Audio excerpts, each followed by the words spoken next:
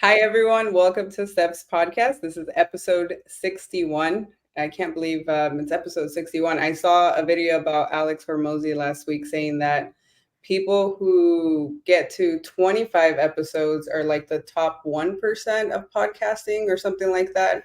So I think I'm on the right path. And I think our guest speaker today is also on the right path. She has a podcast episode or show herself, which we'll get into. But before I hand it off to her, I just want to make a formal introduction. Being that she's a woman in the construction space, we have to highlight the fact that, she's just here to give us so much value. So episode 61 is with Coralee Beatty. Coralee is on a mission to help make construction the industry of first choice as opposed to the industry of last resort. After 25 years in the industry and successfully selling her trades business, Coralee is now a business consultant, speaker, and trainer in construction. She shares her knowledge, experience, and expertise with business owners in trades and construction to build their business for greater profitability, flexibility, and freedom. Coralee also offers fractional COO services, helping construction companies from the inside. Using the concepts from her book, Hiring Secrets for Trades and Constructions, Coralee helps construction companies strengthen their leadership and build a company culture to reduce turnover, which is very hard to do, and where people are loyal, another hard thing to do, engage and contribute to growing the bottom line. So a lot to unpack there. And, I'm just going to hand it off to her to kind of give us a shorter version of that bio and really give us like the human component of who Coralee is and, why we're here today. Human component. Hi, Steph. Thank you so much for having me here. I'm really happy. I say human component because we all have these titles, right? Mm-hmm. And like our bios sound amazing, but like, who are we really? So yes. I said a lot there, but I'm so excited to get to know you on a deeper level as well. Well, thank you. The reel from Hormozy, I saw that last week too, and I was like, woohoo! I'm just at episode, I think, just about 40. I think you will be episode maybe 41 or 42. I'm right around there anyway. So yeah, I'm like, oh, it was actually 21. 1% was like 21 episodes. Okay, like, was wow. It? Yeah, I mean, we're already double that almost. So we're on the right path. Yeah. Yeah, it's crazy. So human, it's so interesting because this, in the whole, my career, my journey from being, an employee to being an employer to be selling that business and being self-employed in a completely different aspect of the industry has been a really interesting journey. Like I've learned so much and I've become such a different person in so many ways than what I was when I started. And I think that that's probably where I provide the most value for people, is just the gray hair that I have accumulated and the wisdom that comes with it. It really is true. Like, just, there's things that you just can't learn in a classroom. There's even things that you can't even learn on a job site. It's just things that you need to learn as you grow and become more seasoned, shall we say, in the things that we do, the people we interact with, and the way that things go well or the ways that things don't go well, and we take things away from this. So I think that, my journey has been really interesting in that I've been able to, find out more about who I am, what I have to offer, the value I provide to people, the expertise that I'm willing to own in this industry, and being able to give back to the industry in a way that's useful. Because like that first statement in my bio, wanting to make this industry one of first choice as opposed to one of last resort, to me, that's really the mission of everything that I do, whether it be, helping business owners, or if I am acting in the fractional COO capacity, actually working inside the business. If I'm doing training, whether it be leadership or confidence, or, helping people do workshops to build their businesses, whatever aspect it is, I see the construction industry as this amazing potential for people to have really fulfilling and rewarding careers. And at the same time, I also recognize that we are a long way from being a place where people are like, oh yeah, I want to get into construction, unless you're, unless you're a little bit crazy. And really, because people who get into it because they love it, really, truly love it. I think that was for me. And then there's the other people who kind of is a last resort, who just come in because they feel like they have to. They have no other options. And I want those people who come in when they feel like they have no other options to actually be excited about coming in and not going, well, I guess this is the rest of my life. Because I see a lot of that. And I see just the residual effects of too many years of that perception of themselves. The industry still has a relatively poor reputation. And I see a lot of people working to change that, which I think is great. And I think there's a lot that we can do to make it a better place to be. Damn, you said a lot there. And one thing that stood out to me, which is something I'm currently working on right now, is limited beliefs and shattering a lot of the limited beliefs that I still have to this day, right? And I think what people don't understand is both you and I you've probably been doing this longer than I have, but I've been in real estate for close to 15 years now. I kind of started there right out of high school, you could say, as a receptionist, and then kind of worked my way up, right? So I could resonate with what you were saying about being employed and then being self-employed and going through that journey and learning a lot about yourself throughout that journey. So there's a lot of personal growth that happens through that, but there's constant limited beliefs being shattered at every level in every different phase of your business life and personal life, right? Because it all kind of comes together. And I think in the construction space for both men and women right now, just thinking out loud, I know for women, it's lack of confidence of being in the space because it's such a male dominated sport. But then with men too, I think a lot of limited beliefs around construction as a whole. And like you said, taking it more of it's more of like a day-to-day thing that they have to do rather than understanding the whole business component of it. Like, for example, my dad was an electrician, right? So he never thought outside the box. He was an electrician for over 30 years. I never thought to himself, maybe I could do this myself. Maybe I could buy a crane and start doing a little side hustles on my own. Maybe I could do a little side gigs and then eventually grow it into a business, grow it into a company, understand marketing, understand processes, systems. It's like this whole overwhelming world that you have to understand, but it all starts with believing in yourself. And I think in the construction space, a lot of them are not from here, from this country. There's a lot of limited beliefs around what they think they're worth and what they're actually capable of doing in construction. So I think it's a great topic that we're talking about, especially even right now in today's times, right? Like the trades in construction are hard. Like right now, people aren't graduating high school wanting to tap into being a plumber or being in any of the trades, right? Like they want to be a YouTuber. My 10-year-old he already has a YouTube channel and he considers himself an animator creator, right? But he's not there's no way that he's thinking about being in the construction space. So I think it's this education factor where we have to really show these high school kids or college kids that construction can actually be a great business to be in. And one that, you could really actually scale with the right people. You talked about being able to how do you create culture, right? I'd like for you to touch on that because I think all of those are really important components that if people are able to master that, I'm assuming that's also what you do, right? And helping other companies grow is understanding culture, understanding loyalty. How do you keep a good team of people around? Because it is all relationship based and then scale that. Now you just said a whole ton there. I did. Yeah, it was just coming out of my head as I was hearing you speak. I'm like, okay, yeah. You said something there about, the people and what they're doing. They're just coming to work and doing their job and that kind of thing. And it reminded me of this story that I heard, and I can't remember who said it. I want to say it was Tony Robbins or something, but I could be completely wrong. I have no idea who said it. I can't remember. Anyway, it was the idea that, somebody walks up to some people building a cathedral, and one guy asks one guy, what are you doing? And he says, he's laying bricks. He asks another guy, what is he doing? He says he's building a cathedral. And then he asks the other guy, he says, what are you doing? And he says, he's building a community where people can come and worship and do all their things.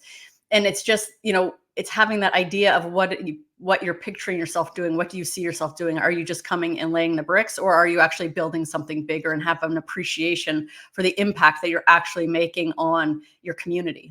Because there is that impact that you're making. If you can just appreciate your own work, your own piece of that, I think it can make that in itself can make a huge difference. So that's came to mind when you were talking there.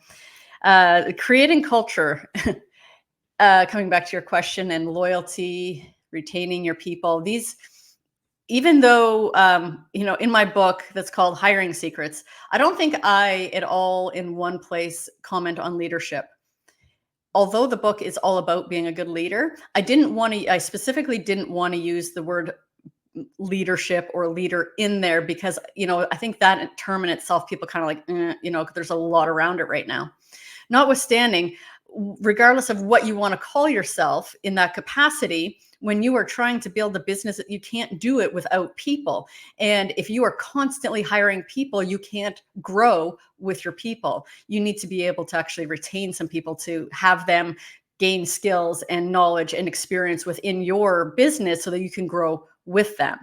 And that takes being a great leader. And whether you want to call yourself that or not, the things that you want to be thinking about in doing that is, and this is a question that I ask people often, and I often get kind of a stumbling response, and ask yourself, do I care about my people, genuinely care about your people as much as you want them to care about your business? There is no reason for them to care about your business as much as you do. It is your baby. It is your Right. like this is your thing. There's no reason without doing something special for them to care about your business as much as you want them to. So what are you going to do as the boss, as the business owner, or as the leader, however you want to call yourself? What are you going to do to help your people care as much about your business as you want them to? So those are things like, asking that. And, when I talk to people about this, it's not expensive. You don't have to invest in, 401ks and doing all of these things that is going to cost you money. You don't have to do like big parties and celebrations and buying gifts. Like those are nice. Sure. And people appreciate those once in a while. That's not what's going to keep people connected to you. What's going to keep people connected to you and coming back and being enthusiastic and being productive and helping you get to your goals is if you are invested in their goals personally. Like, have you ever asked your people, what do you want to do in the next 5 years? Or even given them permission to consider what they want to do in the next 5 years? Because a lot of tradespeople don't care. Like they're just like, I'm just doing my job. They haven't had the opportunity to consider what they want to do in 5 years. What are your bucket list items, or however, what do you want to do? What will make you happy? What will fulfill you? And let me help you get there through this role or position I have for you as a plumber, as a carpenter, as whatever it is. Let me help you get to your dreams. And when you can create a path for somebody in your company and you can show them what their path looks like to success, to the goals that they want, and you're willing to help them get there, that will create a connection that will have them actually be invested in helping you build what you want to build. So when you can care more about your people than you care about your bottom line, that's a good starting point. Now, don't get me wrong. Business is business. I'm not saying to sacrifice your profits for your people. What I'm saying is that care about your people and your profits will take care of themselves. Exactly. Because now you've created not just a trust factor or a loyalty component, but really a bond, right? We're all like, I went back to the human connection part, right, that I talked about earlier. At the end of the day, we all crave to be heard, to be cared for, to be loved, right? And whichever way you look at it, whether it's personal or business. And I think that's such a great point, is caring about those people who are invested in your business. And that will show, right? The bottom line will show up as a result of you taking care of your people. That will then take care of your business, because you're right. Nobody should care, and nobody will care more about your business than you will, because that is your kid or your baby, right? Yeah. Yeah. And people want to be cared and loved and all those things, which is interesting because I think the way that is perceived, especially by some of the older people in our industry, is that the younger generations are soft, or that they're needy, or that they're not resilient, and some of that stuff is true. I get it. And I mean, the way that a lot of kids were raised is not as strict or harsh or whatever as my generation and before were. Notwithstanding, I think what I think we all as humans need, this being cared for, being loved.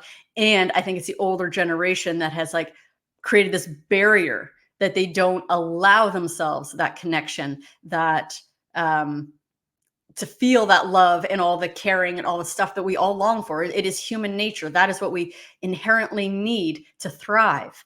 And Right. without that, we get crusty and old and miserable. And so I think that with the people who are coming up and who are more aware of what it is that they need and are demanding it at work and not just, outside of work, I think that we can learn from them. We can, I talk like this because it's my own experience. Right. Like when I first started in my business and had employees, I was very much like, here's your job. This is what you need to do. And I'll pay you at the end of the 2 weeks. Like that was it. And I had this attitude of why should I have to appreciate you because you're doing your job? And I was very much like, just do your job and I will pay you. That's the way I approached it. And this is like in the early 2000s before I came enlightened about the way that we really should be operating. And Right. I laugh because enlightened is a big word. Yeah, exactly. But I know exactly what you mean. Yeah, it's only a little bit of awareness and, getting over your own issues and taking you out of the equation. Say, okay, my goal is to build a business that I'm retaining people, my people are happy and they're productive. So how can I do that? And when I took down my own barrier to that connection and allowed it to happen, everything changed for me personally. Like what I recognized is that I felt more peaceful. I felt more connected. And it wasn't about them at all and what they needed. It's just like, if I got over myself and gave them what they needed or what they wanted, then I became a better leader and I became more connected. And I was like softened, for lack of a better word. Like I was very much a very black and white and no emotions, no vulnerability, none of that. Like but You're through the years, describing like you're basically describing my parents, and I think a lot of our older generation, right, that is very close-minded. And we can go deeper into that, right, as to why they're so wired that way, and it's very difficult to change their mindset or even have them like venture off into a new way of thinking, or receiving love and receiving care, right? Like it really goes that deep into generational trauma, which is why I think like millennials and gens are a little bit softer because we grew up with the contrast of what that looks like if we aren't loving, if we aren't caring, if we don't show emotions, if we don't heal, right? Like we've seen what that looks like. You have a lot of older parents who are boomers who are very depressed because they were never allowed to express or allowed to think about what do they want to do in the next 5 years. I mean, back in the days, you had 5, 10 kids by the time you were 25. So, you weren't thinking a 10-year goal period. So, I mean, I think even now, one of the struggles that I see in construction, with a lot of like the ADU projects that I overlook, and I don't manage any of them, but just in doing the consultation and talking to contractors and talking to architects, the hardest part is having that project manager that can really connect with all the trades. A lot of these tradesmen are older, right? Plumbers, drywallers, electricians, you name it. They're all in their 40s to late 50s. And so very stubborn people it's very difficult to get to use a CRM. Use basic functions in your phone, right? Like if we're doing a feasibility report, like getting them to use the app, right? They understand how to download an app because of either language barrier or technology barrier. Like there's this weird transition period right now where you have a lot of project managers and construction owners who understand that that's very important, right? The technology and the AI component, but we also need, boots on the ground. That's very important. And so connecting the two through technology, I think has been one of the hardest things that I've seen right now. So it's hard to retain good tradesmen who are reliable, who know how to use technology, who know how to use the CRM and understand basic marketing like 101 or systems and processes. So how do you navigate through something like that? I was just going to say, I think it's always, regardless of what kind of challenge you're up against or who you're trying to convince of something or persuade or whatever it happens to be, I always encourage people to take it from their perspective, like put yourself in their shoes. What are they thinking? What are they feeling? And what is the resistance that they have? Because when you can understand them, and you don't have to agree with it. It's just understanding it. Okay, I see that there's a language barrier. They're feeling a lack of confidence or insecure about their ability to communicate with the language, whatever it happens to be. Put yourself in their shoes. And then how would you, in their shoes, be open to change? Now, one of the ways that you can do this is letting them know what the benefit is, like the benefit to them. If you do this, this is what will happen for you. Instead of, I need you to do this. It's for me, for my data, for my collection, for my bills, for my invoicing, for me. That means nothing to them. What about turning it around? Okay, these are the things, this is a procedure that we're starting. And if I could get you to do these things, this is how it will make things easier for you. You'll have less phone calls. You will be more, you'll be more prepared for the day. You'll know what's coming up. You'll, whatever it happens to be, however you want them to use something new, let them know how it'll be better for them. And then also have them understand, what the need is for it. Like if you can just put it to them in the language that they need to hear. And I don't mean like actual language, English versus Spanish, that kind of thing, but the words that will really resonate with them, have them connect to the need for the change from their perspective.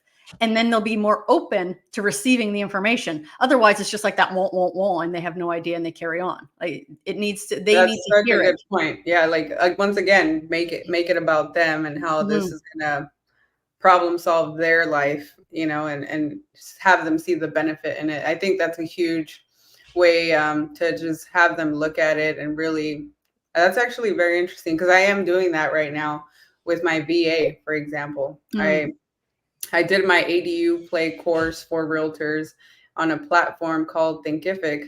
But now Alex Hormozy has, he's a co-owner in the school platform. So now I'm like wanting to transition the course into school. And I was talking to my VA, Gian, and I was like, look, this is what we can do. We can set a goal of how many courses you'd like to help me sell, but we need to get this course from Thinkific into the school platform, and we need to create a community, a sense of community for our community, right? And in that, we're going to work on this together. It's going to make your life much easier. You don't have to log into 3 different accounts, right? It'll all be in one. So although it's going to take a little bit of legwork to get it up and running, at the end of the long-term game really is going to help us just keep everything on one platform. And so it's true, like simplifying it and really showing them why this is going to help them and us as a team, right? It is a team sport. So I like the fact that you don't really tap into the whole leadership role, because it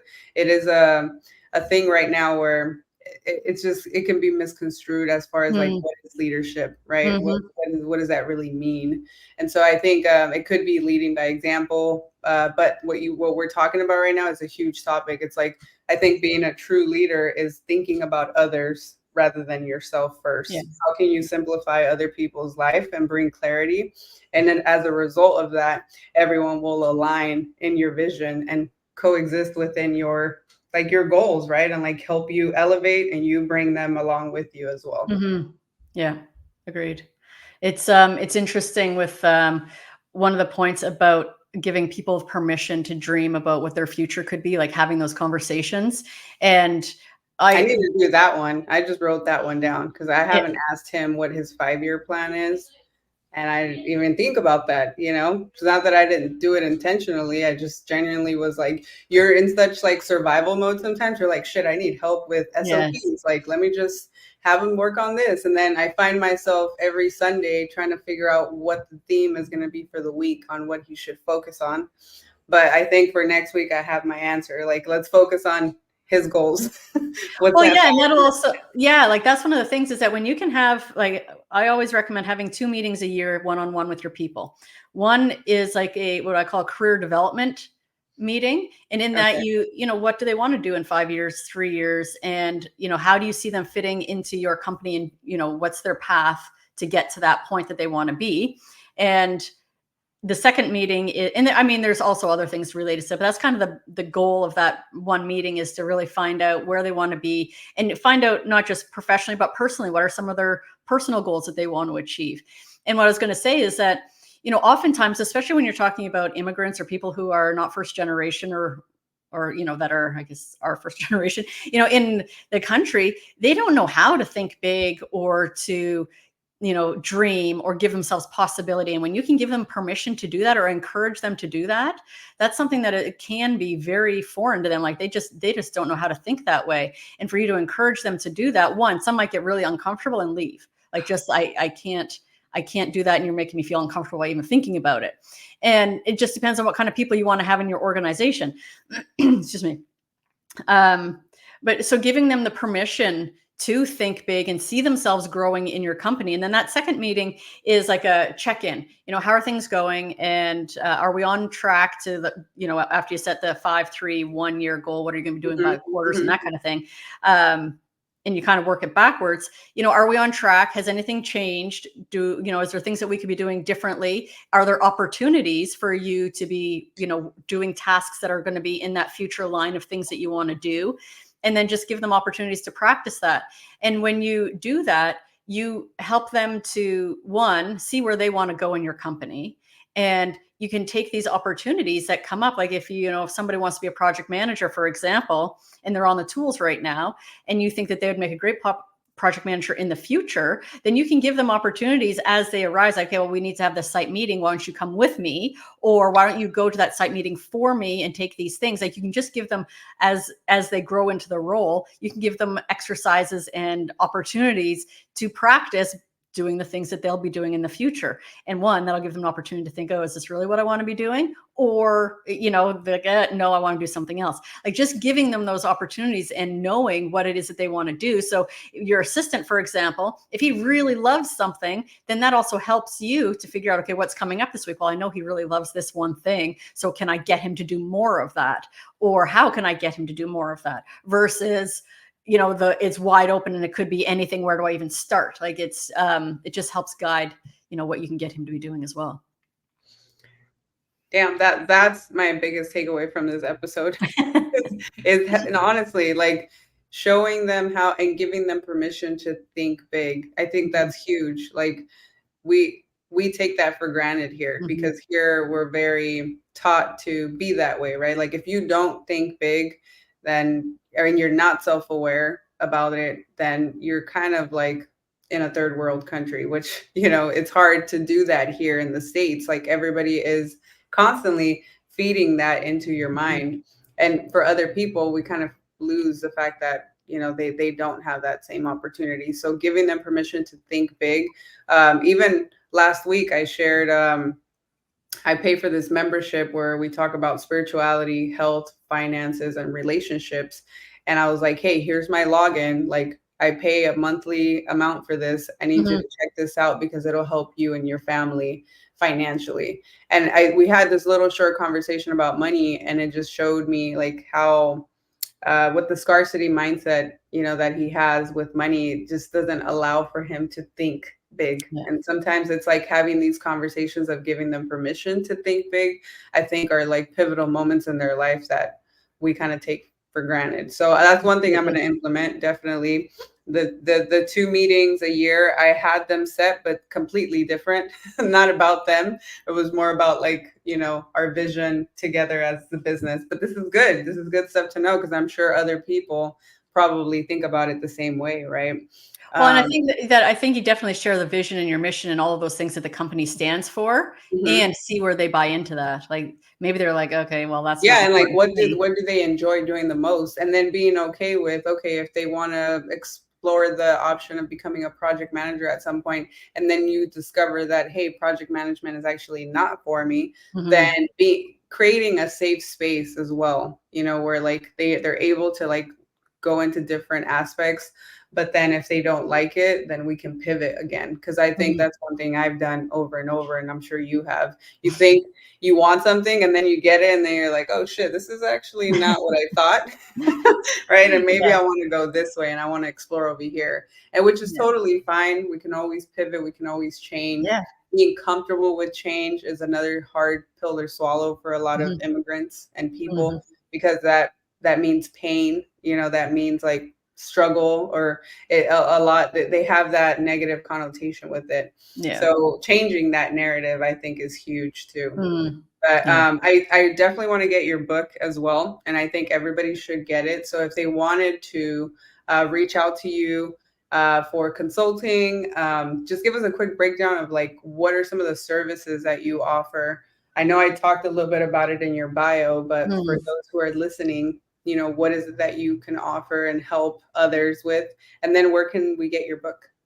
Okay. So yeah, training, leadership training, people development is what I actually call it. Um, because I really enjoy that because it, to me, is the biggest impact that I can have on the industry as far as widespreading, because that applies to all levels. I can, work with just your leadership group, so executives and middle management or whatever, or I can help work with a whole organization, which I like that because it does help everybody learn how to be a better leader, whether you're currently a leader or not. I think everybody has, the to take on the traits of a leader is good at any level. So that one is something I really enjoy, and I like that.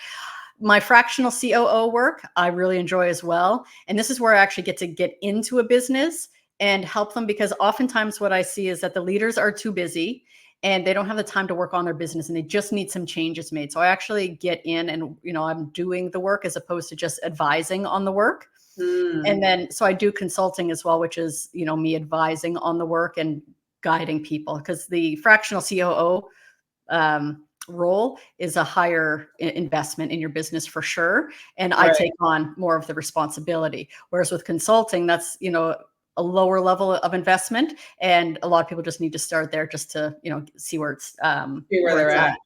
yeah. So those are kind of the primary services I offer. Those are the ones that I enjoy most. And people development, I think, is really what our industry needs more of. And that's, just I think our leaders understanding that it does not take a huge shift in the way you operate, in the money you spend, or anything like that. And in fact, when you understand that making a few changes with the way you connect with your people actually increases your bottom line as opposed to decreases your bottom line, then, there's a world of change that can happen within your organization. Because ultimately, when you are running from emergency to emergency and flying by the seat of your pants and having no idea what you're doing and working on weekends and working all hours and losing your family because you have no time for them, like all of those things, I've been through it. I've done it. I know what it's like, and it's not necessary. That's the biggest thing I think for business owners to understand, is that all of the responsibility that they take on is not necessary. They can actually learn to delegate and trust people and have the right people take on the work. That all being said, you can get my book on my website. You can get it there. My website is thrivehq.ca. It is also on Amazon, and I'm on all platforms at Coralee Beatty. I'm one of one, so I'm very easy to find. Well, I'm going to order mine today, and I do want to gift one to someone. So whoever listens to this episode, if you guys reach out to me directly, I'll go ahead and ship it to you guys. First person who DMs me or sends me a message, whether it's on Instagram or directly, you guys can email me at stephanie@aduggginvestments.org. And that'll be a little gift from Coralee and I. And yeah, I mean, you said a lot in those last couple sentences there. Delegate to elevate. That's something that I had to do in moving, from California to Florida and still have my business out there. And one of my limited beliefs was that I couldn't leave California and like still run a real estate team and still do the ADU consulting because I had to physically be in LA. Like otherwise it wasn't going to work.